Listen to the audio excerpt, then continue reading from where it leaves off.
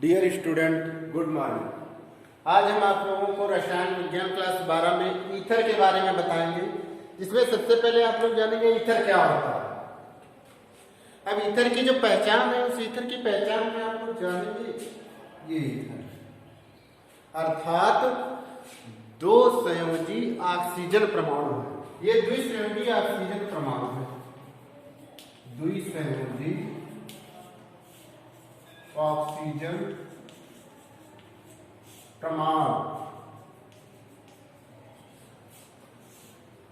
द्विसंयोजी जो ऑक्सीजन परमाणु है, इस ऑक्सीजन परमाणु से जुड़े एल्किल या एरिल समूह को ईथर कहते हैं। इसमें आप लोग जानेंगे, इसमें एल्किल मतलब आर जुड़ा हो और एरिल ए आर जुड़ा हो।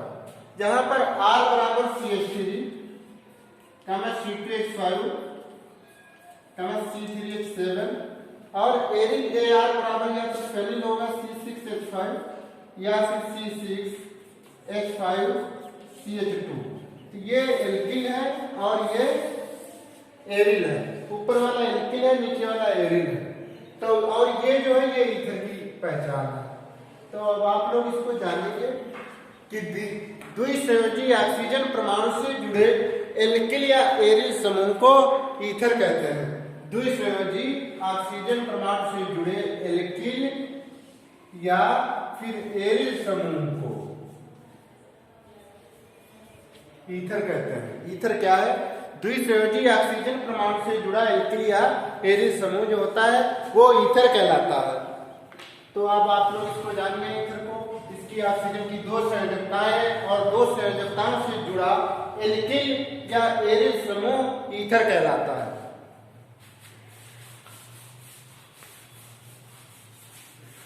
अब इसके बाद में आप लोग जानेंगे ईथर कितने प्रकार के होते हैं, अर्थात इनको किस प्रकार से डिवाइड किया गया है।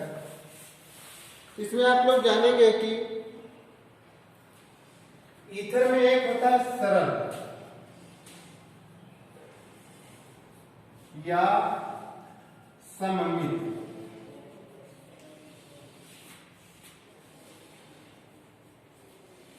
एक होता है सरल या सममित ईथर तथा दूसरा होता है मिश्रित या असममित ईथर।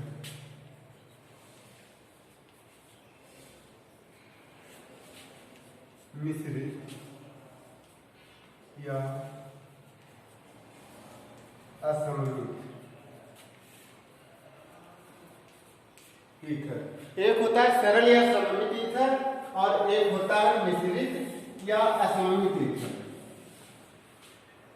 तो इसमें आप लोग सरल या सममित ईथर में यही जानेंगे कि द्विसंयोजी ऑक्सीजन परमाणु से जुड़ा एल्किल समूह, यानी दोनों ही समूह एल्किल होंगे, अर्थात दोनों ही समूह समान होंगे, तो वो क्या होता है? सरल या सममित ईथर। और मिश्रित या असममित ईथर में क्या होता है?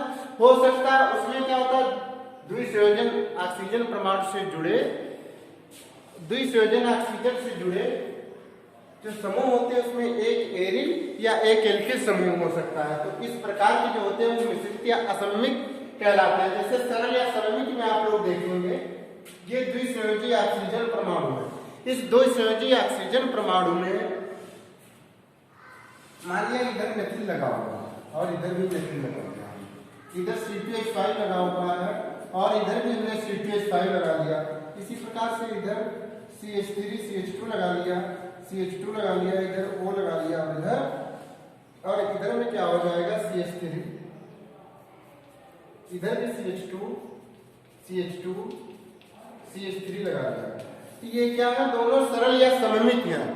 दोनों तरफ क्या होता है? एल्किल, दोनों तरफ मतलब समान है, इसलिए सरल या सममित हो सकता है। इधर फेनिल भी लगा सकते हैं, जैसे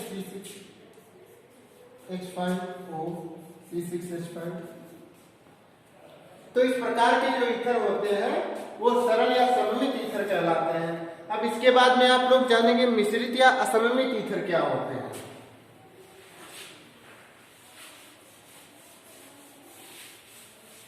अब है मिश्रित या असममित ईथर। जैसे कि सरल ईथर में हमने बताया कि दोनों तरफ अगर इधर भी मेथिल लगा तो उधर भी मेथिल लगा होगा, इधर एथिल लगा तो उधर भी एथिल लगा होगा। लेकिन इसमें जो अब इसके बाद में होगा असममित ईथर।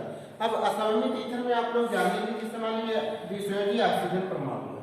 द्विसंयोजी ऑक्सीजन परमाणु में अगर इधर CH3 लगा है तो इधर हो सकता है C6H5 लगा हो, ठीक है। इसी प्रकार से इधर C2H5 लगा तो इधर CH2 C6H5 लगा, इधर बेंजीन समूह लगा है, इधर एथिल समूह लगा है। तो इस प्रकार के ईथर होते हैं मिश्रित या असममित ईथर कहलाते हैं, जिनमें एक समूह एल्किल या दूसरा समूह एरिल से जुड़ा हो। तो इस प्रकार के ईथर जो होते हैं असममित ईथर कहलाते हैं। तो आप लोग सममित ईथर और असममित ईथर दोनों के बारे में जान गए। अब इसके बाद आप लोग जानेंगे, इनके बाद आप लोग इस सममित असममित के बाद में इनको जानेंगे आप लोग ईथर को जल का किस प्रकार से ईथर के कुछ गुण हैं, उन गुणों को किस प्रकार से बदल सकते हैं।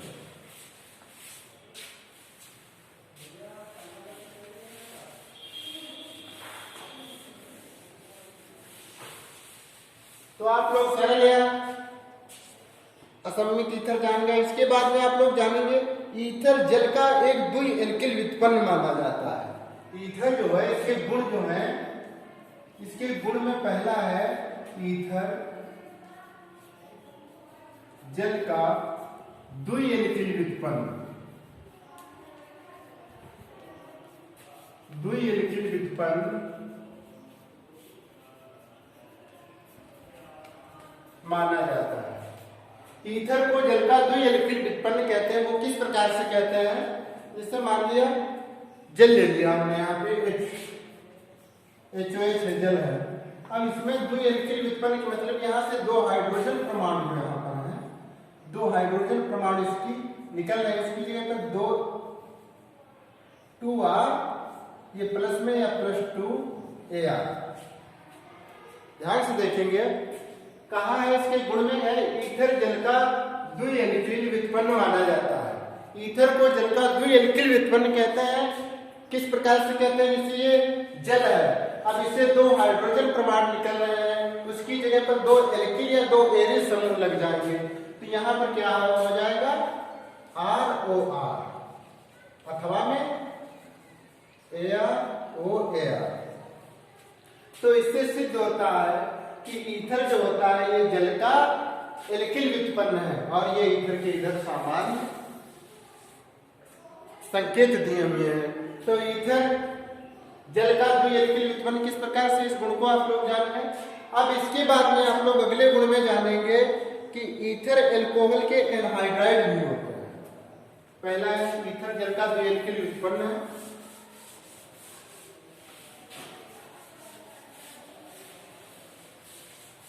अब इसके बाद में आप लोग जानेंगे ईथर एल्कोहलों का एनहाइड्राइड होता है। ईथर एल्कोहलों का एनहाइड्राइड किस प्रकार से होता है, मान लीजिए ईथर है, ईथर ये होता है एल्कोहलों के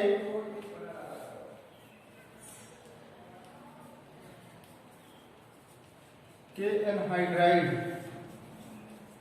के रूप में।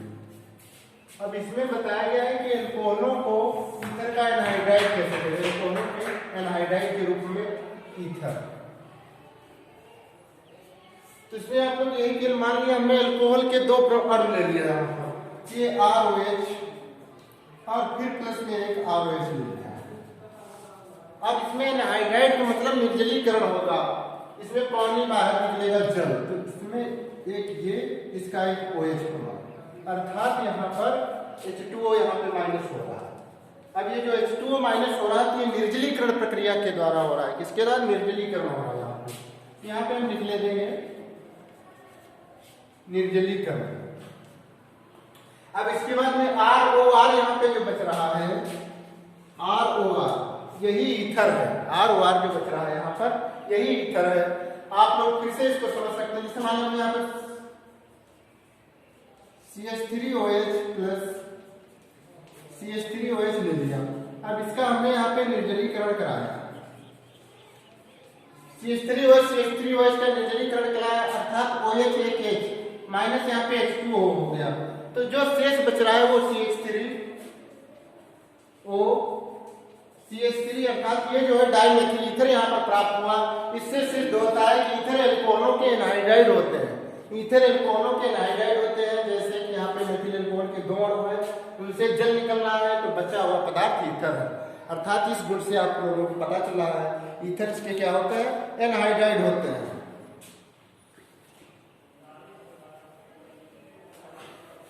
अब इसके बाद हम ईथर को 2 भागों में किस प्रकार से, 2 प्रमुख भागों में किस प्रकार से वर्गीकृत किया गया है।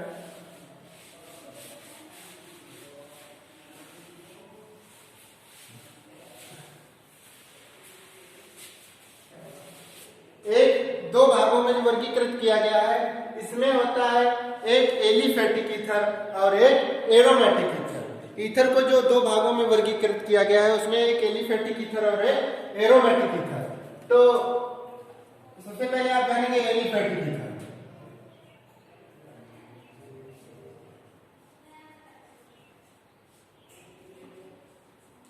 और एक एरोमेटिक ईथर। एक होता है एरोमेटिक ईथर, एक एलिफेटिक ईथर और एक एरोमेटिक ईथर। तो आप लोग सबसे पहले जैसे कि कक्षा 11 में आप लोगों ने पढ़ा होगा एरोमेटिक और एलिफेटिक के बारे में। एरोमेटिक खुली श्रृंखला वाले होते हैं, जिसमें संतृप्त असंतृप्त आते हैं, और एलिफेटिक इधर जो एलिफेटिक खुली श्रृंखला वाले होते हैं जिनमें संतृप्त असंतृप्त आते हैं, और एरोमेटिक बंद श्रृंखला वाले जिसमें बेंजीन वगैरह आते थे। अब एलिफेटिक ईथर में आप लोग क्या जानेंगे, इस एलिफेटिक ईथर में जानेंगे इसकी पहचान यह है कि वे ईथर जिनमें द्विसंयोजन ऑक्सीजन परमाणु से जुड़े दोनों ही जो समूह जुड़े होते हुए दोनों एल्किल होंगे। जो दोनों समूह एल्किल के होंगे वो किस प्रकार का ईथर होगा, एलिफेटिक ईथर होगा। और एरोमेटिक ईथर में क्या होगा, द्विसंयोजी ऑक्सीजन परमाणु से जुड़े दोनों जो समूह होते हैं वो दोनों या तो एरिल होंगे या फिर एक एरिल और एक एल्किल होगा। जैसे कि हम अभी आपको बता रहे हैं द्विसंयोजी ऑक्सीजन परमाणु,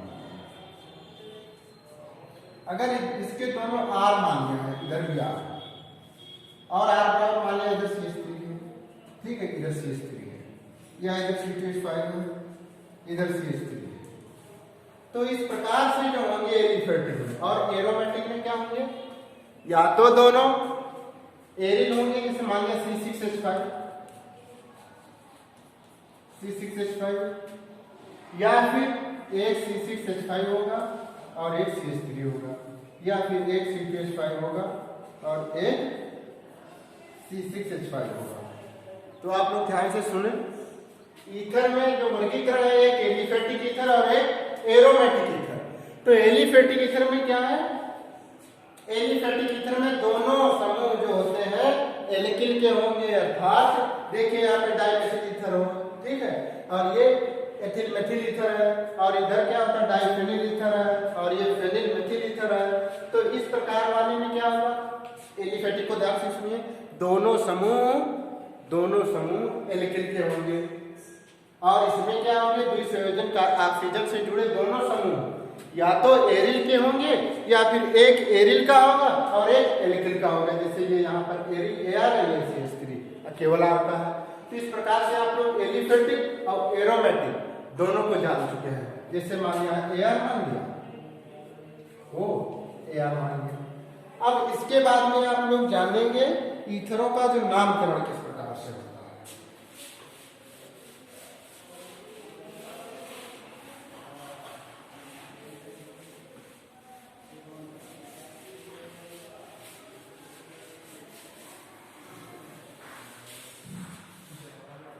अब जो ईथरों का नामकरण होता है एक तो सामान्य पद्धति से होता है और एक IUPAC पद्धति से होता है। तो जो सामान्य पद्धति से होता है उसको ज्यादा उसमें बताना नहीं है कुछ। जैसे मान लिया यहाँ पे CH3 लिखा है, O लिखा है, यहाँ पे CH3 लिखा है, या यहाँ पे CH3 लिखा है, यहाँ पर O लिखा है, यहाँ पे C2H5 लिखा है, या यहाँ पे C2H5 लिखा है, यहाँ पर O लिखा है, यहाँ C2H5 लिखा है, ठीक है, यहाँ पे C6 है, H6 है, O है, CH3 है, C2H5 है, O है, CH2,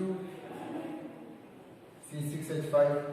तो आप लोग देखें सामान्य पद्धति में कुछ नहीं करना है। जो जैसे कि यहाँ पे 2 मिथिल है तो डाई हो जाएगा, तो डाई मेथिल ईथर, यहाँ पे एक मेथिल है और एक एथिल है, तो मेथिल एथिल ईथर हो जाएगा। एक एथिल है दूसरा भी एथिल है, तो डाई एथिल, दो एथिल है डाई एथिल हो जाएगा, डाई एथिल ईथर हो जाएगा। और इसका क्या हो जाएगा, इधर फेनिल है उधर मेथिल है, तो फेनिल मेथिल ईथर हो जाएगा। इसमें क्या इधर एथिल लगा है उधर बेंजीन लगा है, तो एथिल बेंजीन ईथर हो जाएगा। तो इस प्रकार से जो ईथर की होती है साधारण पद्धति होती है, ये है साधारण पद्धति। साधारण पद्धति, अब इस साधारण पद्धति के बाद में अब आईयूपीएसी पद्धति होती है, उसमें कुछ ज्यादा कुछ नहीं है। इसके बाद में हम आपको आईयूपीएसी पद्धति बता रहे हैं।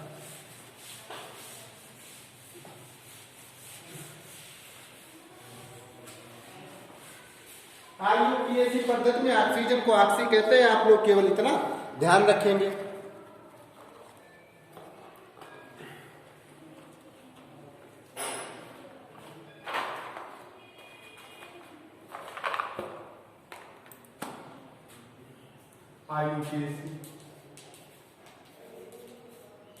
आईयूपीएसी पद्धति में जैसे मान लिया हमने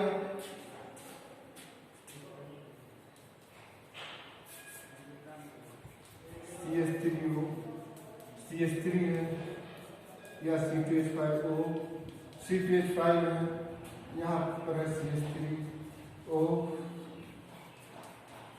CH2, CH3 या फिर यहाँ पे CH3, CH2O, CH2,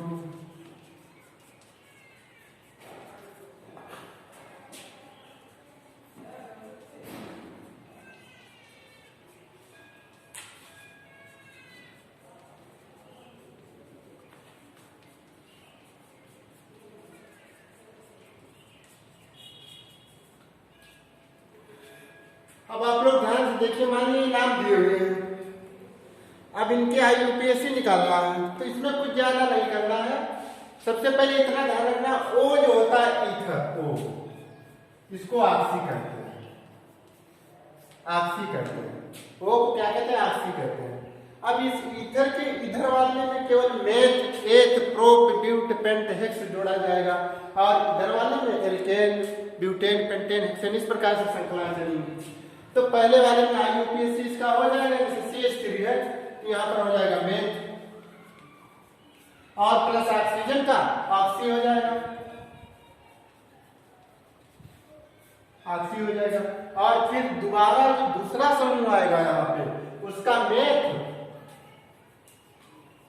plus N, अर्थात मिलाकर के हो जाएगा इसका नाम मेथॉक्सी मेथेन। पहले वाले का नाम हो जाएगा मेथॉक्सी मेथेन। इसी प्रकार से कार्बन 2 है यहाँ पर, तो एक हो जाएगा इसमें, प्लस ऑक्सी हो जाएगा, तो हो जाएगा एथॉक्सी। और प्लस में फिर इधर वाले में ये एल्केन में चला जाएगा, 2 कार्बन है तो एच हो जाएगा, एच हो जाएगा, और प्लस में एन, तो इसका नाम हो जाएगा मिलाकर एथॉक्सी एथेन। इसी प्रकार से इसका यहाँ पर O है तो ऑक्सी हो जाएगा, C8 है मेथ हो जाएगा, तो हो जाएगा मेथॉक्सी, मेथॉक्सी। और प्लस में मेथ एथ, मेथॉक्सी एथ है, तो इसका हो जाएगा मेथॉक्सी एथ है। इसी प्रकार से इसका देख लेना, meth eth, eth plus oxy, meth eth plus O से ऑक्सी हो जाएगा। और इसके आगे देखना, meth eth prop but, meth eth prop but, अर्थात एथ प्लस ऑक्सी और प्लस ब्यूटेन,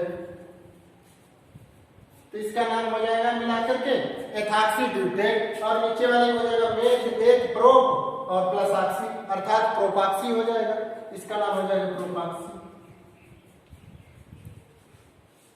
प्रोपॉक्सी प्लस में meth eth prop but pent hex, तो हो जाएगा प्रोपॉक्सी हेक्सेन,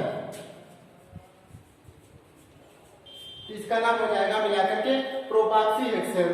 तो इस प्रकार से जो आप लोगों को आईयूपीएसी नाम बता दें, ये जरूर समझ में आ गए होंगे।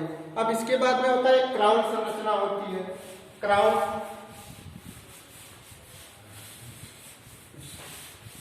ईथरों की जो क्राउन संरचना है, यहाँ पे देख लो आप लोग, क्राउन संरचना। इस क्राउन संरचना में क्या होता है, जैसे मान लीजिए मैं यहाँ पे ईथर ये देखिए, ये 4 ईथर, इसमें क्या होता है, सबसे पहले क्राउन लिखे जाएंगे। तो क्राउन यहाँ पर कितने हैं, 3 3 6 3 9 3 12, ये हो जाएंगे 12 क्राउन और प्लस 1 2 3 4 हिस्सा। उसमें क्राउन की संख्या पहली गिनी जाएगी, जो डंडे जैसे आकार की संरचना है इनको क्राउन कहा जाता है। इसी प्रकार से दूसरी मामलों से लगता है।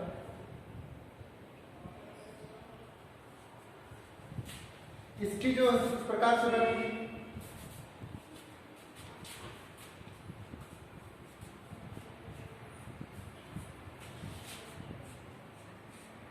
अब इसमें क्या होता है, 6 क्राउन है यहाँ पर 1 2 3 4 5 6 7 8 9 10 11 12 13 14 15 3 6 3 9 3 12 3 15 3 18, अर्थात इसमें 18 क्राउन है। 18 क्राउन है, 1 2 3 4 5 6 इधर। तो इसके जो नामकरण में क्या होता है, जो ऑक्सीजन प्रमाण दिखा रहे हैं वो इथर होते हैं और ये छड़ी जैसी संरचनाएं होती है ये क्राउन होते हैं। अर्थात इसमें आप लोग जानेंगे क्राउन क्या होते हैं, इथर क्या होते हैं। तो इस प्रकार से हमने आप लोगों को इथर का कुछ सामान्य परिचय बता दिया है। अब इसके बाद में हम आगे चैप्टर में इथर बनाने की प्रयोगशालाएं भी उनकी रिएक्शन निकलाएंगे। तब तक के लिए धन्यवाद।